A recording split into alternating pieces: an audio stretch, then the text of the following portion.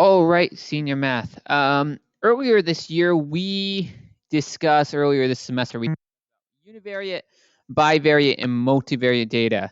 So the three main differences about these three things was essentially the amount of variables you have. Univariate represented one variable. This is essentially everything we've been doing so far. One variable, I don't know. So when we did our standard deviation project that you just did, you asked them one question and got one response. So you had like one question, one variable that you're looking for. That was univariate data. Bivariate data, this is when you have two variables. So if you were to ask them two questions and get two different responses, or look at two different sort of measurements, for example, height and age, or shoe size and hair color, I don't know, the color of your car and the average speed you drive on your way to school.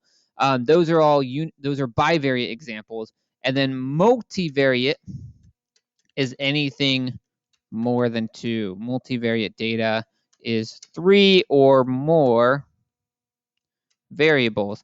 So if you're asking a lot of different questions or three questions, or essentially three different results or more than that, then that falls under multivariate data. So we talked about this at the beginning of the year. We are going to look at bivariate data today and this week.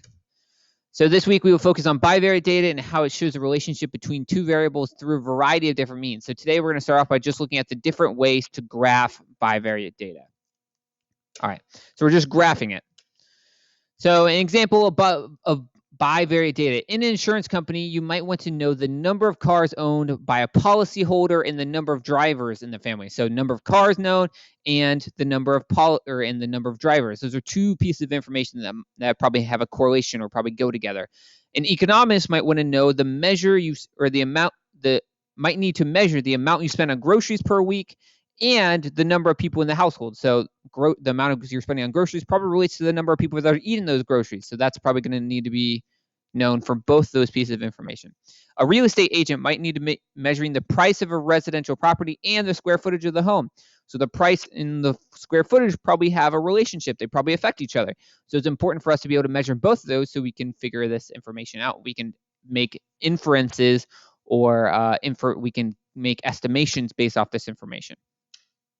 So the easiest way to graph bivariate data when at least one of the two variables is qualitative. So if any of the two variables that you're asking, if any of the information you're asking results in a qualitative result or qualitative answer, then the easiest way, most simple way is to just create a pie chart or a bar chart. This is how we talked about graphing qualitative data, was through pie charts and bar charts earlier in the year. For example, in this first pie chart you have here, we have two pie charts. One representing 2011, one representing 2012, and showing the percentage of people that use different cellular devices. So blue is iOS, green is Android, red is Windows or Google, and purple is BlackBerry. So this shows the different types of devices that are used and the differences between 2012 and 2011. Now your different variables that you're looking for, what phone you're using is one variable, that's your qualitative variable, and then the year that they're measuring is the second variable. So those are the two variables, the phone and the year. And so that's why we need two bar charts or two pie charts, one to represent each year because we have two variables. Now another way of representing is a bar chart.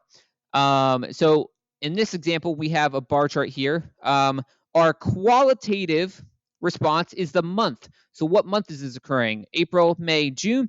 And then the quantitative variable that we have for us is the number of visitors at whatever park this is or whatever place this is. And so in April, we can see what is the adult visitors and the child visitors. In May, we can see the adult visitors and child visitors. And in June, we can see the adult visitors and child visitors. This is very good for comparing numbers per season or per amount. So we are comparing all the adults versus all the childs in April, comparing all the adults in May versus all the children in May, comparing all the adults and all the children in June. While a bar or a pie chart is good at comparing percentages of totals. So the percentages of all of these things compared to all of these things, we can see those different breakdowns. And so sometimes it's better to use a pie chart, sometimes it's better to use a bar chart. So let's look at an example of this. Example. So professors in private professors in private colleges paid more than professors in a public college? So you have your private school institutions, you have your public institutions. Which one pays better? So we have some data shown. So we have the average salaries of 400 different college professors are grouped below. So whether they are public and what type of professor they are. So whether they're a full professor, an associate professor, or an assistant professor, and whether they go to a public or whether they teach at a public school or a private school. We have their average data down here. So we can use this data in a bar chart. We can easily create a side-by-side bar chart to display this information effectively. Move myself over here. That we can see that private school professors do have better salaries on average. So if we look, we put that information into Google Sheets, copy or grab it all, create a bar chart, side-by-side bar chart, and we can see, okay, we have public is in blue, private is in red, and we can see in each of the three categories, full, associate, or assistant, that our private school professors did make more on average. So in all three categories. So we can assume that a private school is going to pay their professor better.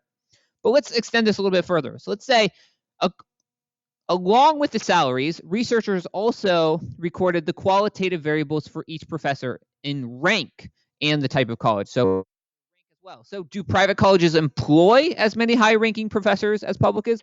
Do they employ as many high-ranking ones? Does that allow them to pay more, or does that allow them to pay less? So let's use this to see if there's a relationship between how many they employ and whether they can pay more.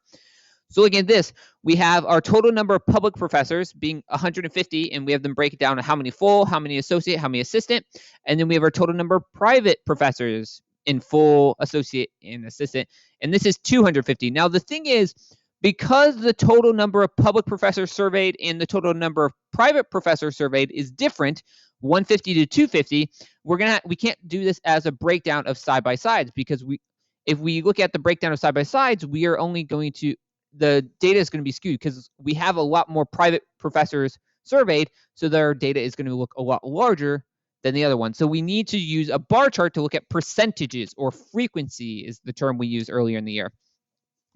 So we're going to create two pie charts. So I have my public professors, and I have their amount versus their total, and I have my private in their amount versus their total. So if we look at these two pie charts, they look fairly similar. Some differences we might notice is the full-time professors. If we look at full-time professors for a public school, we're seeing we're at 16%, while a full-time professor at a private school, we have 24%. So our private schools are paying more full-time professors than the public schools are, while the public schools are paying more associate professors than the private schools are, and they're both pretty average. They're both pretty close in assistant professors at 46 and 44.5 or 44.8%. But we can see that a public school is going to pay their professors less, and they're also hiring less full-time professors at the same time. So they probably have less money overall based off of this data that we can see. Now, another way that we can graph bivariate data is using a scatter plot. Now, a scatter plot is something you probably talked a lot about in Algebra 1 when you had me way back at the beginning of the year, way back in the day. So we're going to look at Algebra 1. We're going to review some things. So a lot of this stuff is probably going to be review. And actually, you probably looked at scatter plots even in 8th grade and 7th grade a little bit too. So what is a scatter plot? So a scatter plot is essentially you have a graph of axes, and then you have some data that's sort of scattered about on those axes. And with that data, you can typically also create what's known as a line of best fit. That sort of averages your axes, or averages your data. So some of the main features that we want to know about a scatter plot. With a scatter plot, you're going to have your axes, as we mentioned. So you're going to have your x-axis of your scatter plot, and you're going to have your y-axis. So those are our two axes we use in scatter plots. We are going to have our data that's going to be plotted. Once again, this is all going to be bivariate data. So it's going to have an x value and a y value. So each data is going to have an x value and a y value. So it's going to be a coordinate point that we are going to plot on our graph. We are also going to have our line of best fit. Now, this line of best fit is a way of estimating what the answer to our scatter plot is going to be at certain values. So we could, this line of best fit helps us that if I want to estimate, if this is, let's say this is 5, I want to estimate what is my average result I'm going to get at 5 with my x-axis. What's the y result going to be? Well, I can draw my line up to my line of best fit, and I can see whatever this value is for the y, let's say it's 10. At 5, I'm expected to get roughly around 10 as a result, whatever my x and y variables are in this situation. And our line of best fit can help us estimate that. And the last thing we want to talk about is correlation. So correlation determines what type of scatter plot we have. We have 3 types of correlation that we can look at with a scatter plot. So there's 3 types of correlation: is positive correlation, negative correlation, and no correlation. So the correlation essentially tells us how is that scatter plot shaped. If it's a positive correlation, our scatter plot is increasing. As one variable increases, the other variable increases. So our points are going up. Negative correlation, our scatter plot is decreasing. As one variable increases, the other variable decreases. So as I get bigger in my x values, my y values get smaller. And then no correlation, our scatter plot's all over the place. So if our points are going up generally, then it's positive, or if points are going down, it's negative. And if our points are all over the place, it's no correlation. So these are the 3 types of correlation we need to be able to recognize with our scatter plots. So let's look at making a scatter plot. So with a scatter plot, you're going to get data for 2 different variables, and you're going to have your axes, and we're going to need to plot them on our axes. So let's look at the time spent studying and the points on a test earned. So how much do you study on the test? How much did you study for the test? And how much did you, or what was your grade on the test? So here's our different data. Let's try to graph it. So we have 0, 6. So I'm going to go x is 0, y is 6, 0, 5, 1, 8, 2, 10, 4, 14. Oh, that's 3, 14. Sorry, 4, 14. There's one over right here. 6, 16. 6, 16 is way up here. And then 7, 16. All right, so here's our data. So looking at this data, we do see a general trend that our data has. We do see that our trend tends to be going up. Our data seems to be increasing from left to right. And we can kind of use we can kind of create a line of best fit. Typically, your line of best fit, you want to try to have the same number of points above your line as you do below your line. Try to get in the middle of that. So I'd say this is pretty close to a line of best fit. It's not perfect, but that is our line of best fit that helps us look at our data. So we can see that this is a positive correlation. And if I wanted to estimate, okay, if I study for 5 hours, what result am I going to get based off of studying for 5 hours? Well, if I look at 5 using my line of best fit, I can see that roughly about here, I can roughly get 14 is my expected grade if I study for 5 hours. So we can use this line of best fit to estimate or predict what these future values are going to be. Another thing we can look at is putting this onto Desmos. So we can also create these lines of best fit on Desmos. So what we can do in order to graph these is creating your XY table. So what you can do, I have our data put down already, but if you hit this add item button in the top, we can go down to table, click on table, and then we can type in our information. So you would type in 0, 6.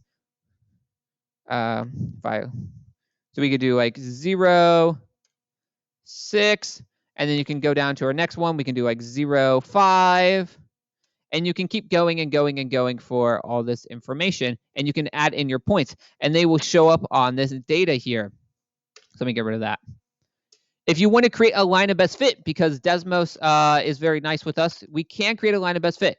What we need to do, though, is we have a special formula in order to type in, and I need to use my computer for this.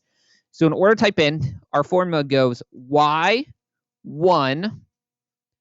And then if you look next to the 1 on your keyboard, to the left of it, there's this little squiggle symbol where you hit Shift and then hit that button. You'll create this little squiggle symbol. That's called similar. So Y1 similar M X1 plus B.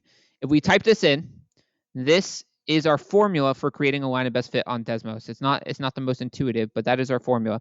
And if we look, it's going to give us a little bit of information. This information is going to be extra. This information will be nice and important in the future. But for right now, we're not going to worry about it too much. But that will help us create our line of best fit. And we can see that we have a positive information. So if I want to find where's 5 on my line of best fit, well, I can looking at 5. I see it right at this point. This is roughly 5 right there. So at 5, my information is about 14, roughly about 14. So our line of best fit, our estimation can help us use that to help. So anytime you're asked to graph something on like a practice or anything like that, use Desmos to help you. Let's look at one last example of this. Let's skip this one. Let's look at this one.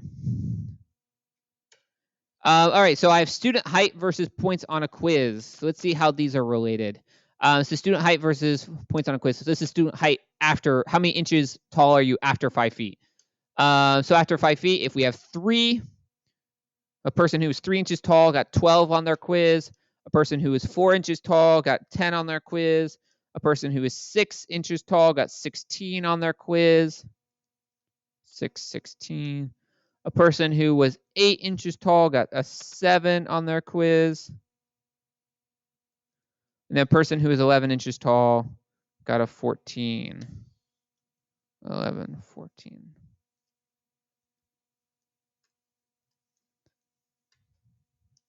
All right, now looking at this data, do you see any sort of pattern showing up? I sure don't. It looks like a whole bunch of randomness to me. So on this, our data is just all over the place. There's no correlation. So this is an example of no correlation. So when you're looking at 2 different variables that do not relate or do not affect each other at all, that's where we have no correlation. There's no pattern or no relationship. The height of a student shouldn't affect their grade they receive on a quiz unless you're grading them based off of their height or something like that, which doesn't make sense at all. And so there's no correlation between height and grade. And so we shouldn't see any patterns showing up. We shouldn't see any trends. So whenever you're looking at 2 different variables that shouldn't relate to each other, that's when we're going to have the no correlation. Once again, we can put this onto Desmos. You just type this in, and then you would type in your formula for our line of best fit, which is Y1 squiggle MX1 plus B. That's our formula. So I would write that down because that's important to put in. If you have any questions, ask me. I can help you type it in again if you forget what it is in the future. But that's where we're going to stop for today. Let me know if you have any questions over Bivariate data. We're going to keep working with this throughout this week.